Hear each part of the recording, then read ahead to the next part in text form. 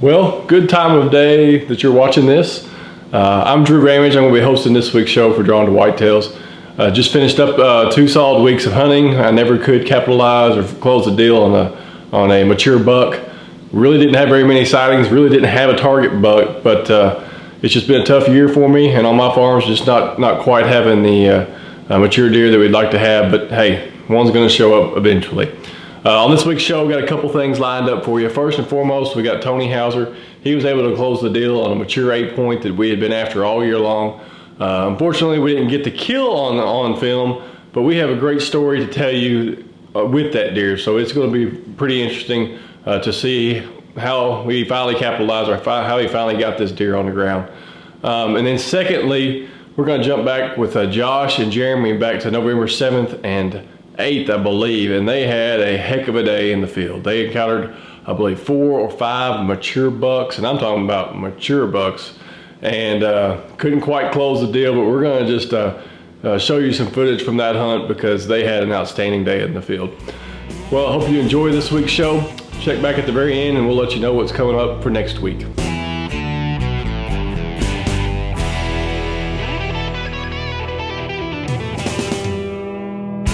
All right, we are here with Tony Hauser over here at his place, and this morning Josh and I came and took the monkey off his back. We came and got the camera from him. He'd had it for 2 weeks, and we were going to a different spot, and Josh was going to film me, but he went back here behind the house this morning because of some things he'd seen the last couple of days, and he was able to get an opportunity at that deer Noah shot back in September 12th. So I'm gonna let him tell a little bit about the hunt, and then we're gonna go try to do the recovery. Well, this buck, he is a mature deer. We've been after him all year. We passed him, or let him go last year as a 3-year-old, and he's just lived right here behind my parents' house. There's a thicket. It's kind of behind the subdivision, and this deer has just eluded us, and Noah had shot him. Drew and I'd run trail camera pictures all summer. Had a ton of pictures with this deer and a couple more nice deer with him, but you could just tell he was mature. His body would just dwarf the rest of the deer in the photos. So Noah shot him with his bow the first cold front in September, and they shot him high and we couldn't find him, and it took him 10 days to show up on trail cameras. So, and we've been getting him. I've got 5 or 6 cameras over here within a half-mile radius, and we get him on one of those cameras almost every night. So we knew he was in the area, and my nephew killed a buck yesterday morning. We went to recover it, and we rode back through this part of the farm, and me and my youngest son jumped the deer. A doe was bedded, and he was with her, and I don't know if he was tending her or really what was going on, but he was in that area. So I thought, well, I better get back in there, and I did this morning and blew 5 or 6 deer out. They blew at me, made all kind of racket, and I just thought my hunt was over.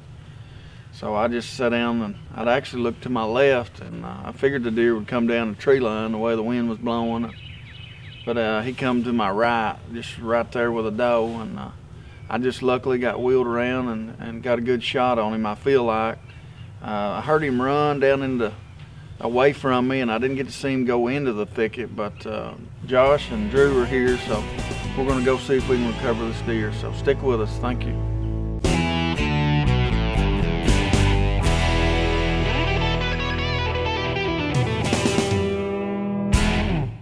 Well, this is a stand here where I just shot the buck this morning.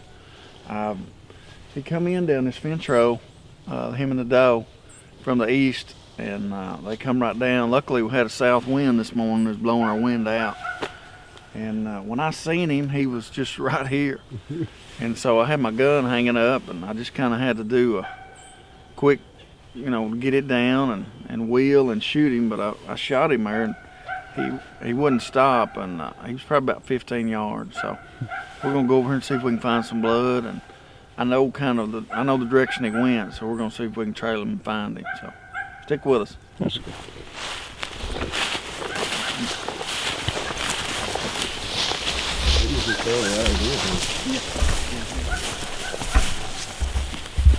What'd you last see? When I seen him, he went right in behind that green, that thick stuff there. Okay. Headed into that thicket. So we can walk over. Here's the blood, see it? Yep. I can't pick up blood for nothing. But you can. Yeah, it's there, blood anyway. Yeah, blue, I can see blew through him there pretty good. That's some more. Oh, that's a good pile right there. Right there.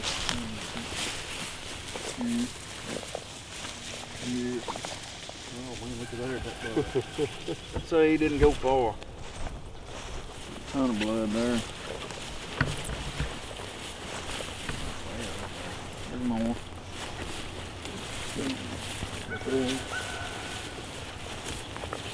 wouldn't think he'd go far with slugs in him. Oh, You see? Oh man. I can see his tail end there piled up in it. Looked like he tried to get over that fence and couldn't. you couldn't see through that bush. Hold on just a sec. That's all you just couldn't see him go down through that bush right there. I guess, and I knew he'd run that way, but I never heard him crash. Really, you know, I was waiting to hear that crash. Yeah. I guess he hit that fence. I got him. All right. So thankful for this deer. He's not a big scoring deer, but he's mature. We've run this sucker around. Tried to hunt smart, bow hunted, been off a couple weeks. Just knew he was in the area and didn't really mess around this side of the farm until now. I want to dedicate this deer to my dad. He just passed away the 24th. He would be back here helping me right now. Killed a lot of deer. He taught me how to hunt and fish, and I love him. I'm gonna miss him, but I'm dedicating this to Bud. So I appreciate it. Thank you, Drew and Josh, the whole Drawn to Whitetail staff. We've had a really good time. So I appreciate you. Let's get this big boy out of here. Yeah. Go get the cart, bring it down here. Yep. Good deal. We're trying to find where Noah shot that deer back in September, and if Drew can get down there, you can see the scar. And I want y'all to look how well that deer healed up. Yeah, it's been what, about the middle of September? It's been 2 months. October, yeah. That's crazy. Yeah, that is wild. You know, we didn't know if that dude would live or not. You know. Yeah.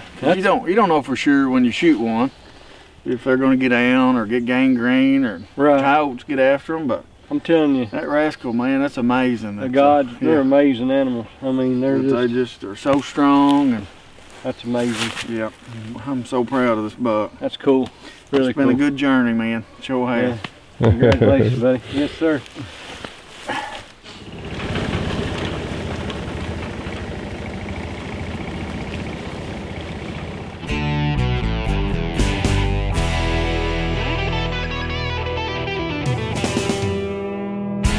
All right, welcome to Drawn to Whitetails, and I'm Josh Yancey. Jeremy Case. And we just wanted to do this segment on what we seen on November 7th. Yeah, it was a crazy afternoon, day in the stand for sure. Yeah, it was awesome. I mean, I was filming Jeremy that weekend, and he didn't get off that week. Yeah, took a new job, yeah, so lost all my vacation. Lost his vacation. So, but we got in the stand on November 7th, and just to say this, we had probably one of the best days in the stand that I've ever had.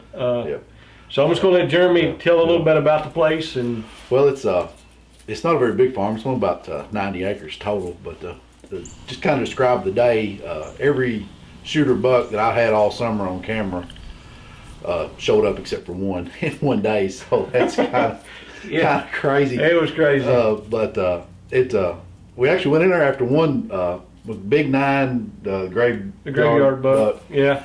And man, we had hook buck show up, and man, it was something else. Yeah, we did. That morning we had, let's see, if I remember correctly, we got in the stand, and it wasn't 30 minutes after daylight. We had the buck we called the Hook, and we can put that picture up there to show you. Hadn't seen that deer, hadn't pictures of him since what? Like August probably. August. He was still in velvet. Still in velvet. So he come out with a doe, and we watched him for forever. Yeah.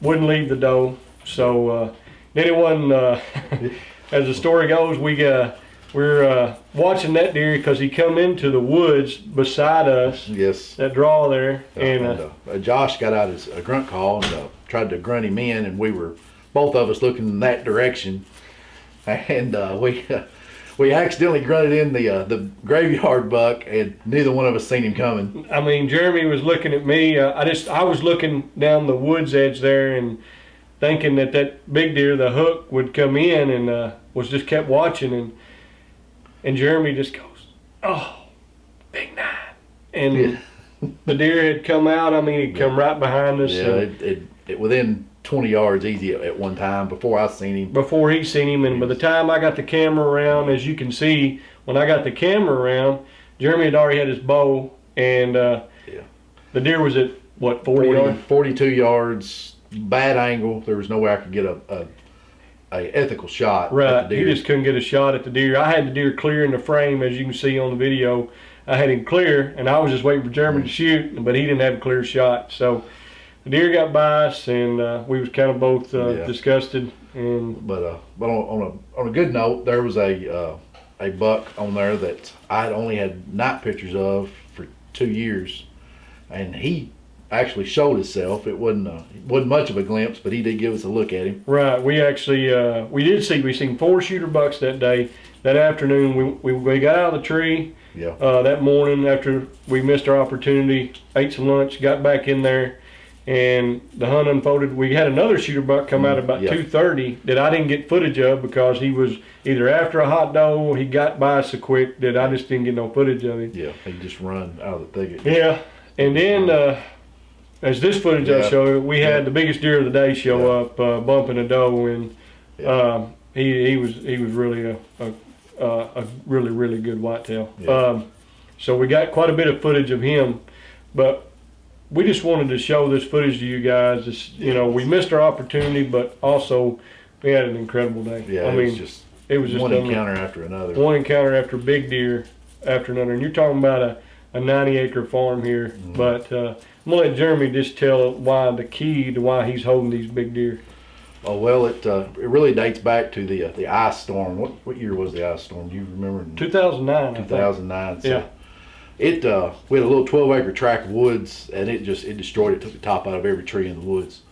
So, and basically just to save the woods more or less, we had a logging crew come in and just clear cut it. So it was clear cut now for the last 6 years, and as you can imagine, it's very thick. Oh, it's just and you can see on the video when we show back behind us, it's just a 12 or 13 acre of just cover, and these deer just absolutely love it. They're just in there, in and out of it all the time. And so we got big plans for this thing next year. So this year was really the first year we kind of honed in on what Jeremy's got there. So anyway, we just want to show this footage to you. We had an awesome day in a deer stand. We didn't get a kill, but I mean, I'm telling you, it was an unbelievable day. So anyway, thanks for watching. Yeah, thanks for watching.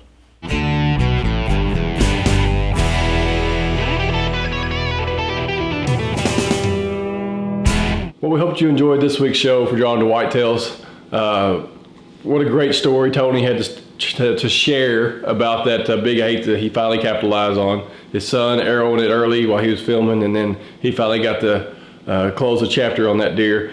And Josh and I were teary-eyed helping him get that deer out, knowing that his dad had usually been there in the past helping him, and just an emotional time for him. So we were glad we got to share that with Tony.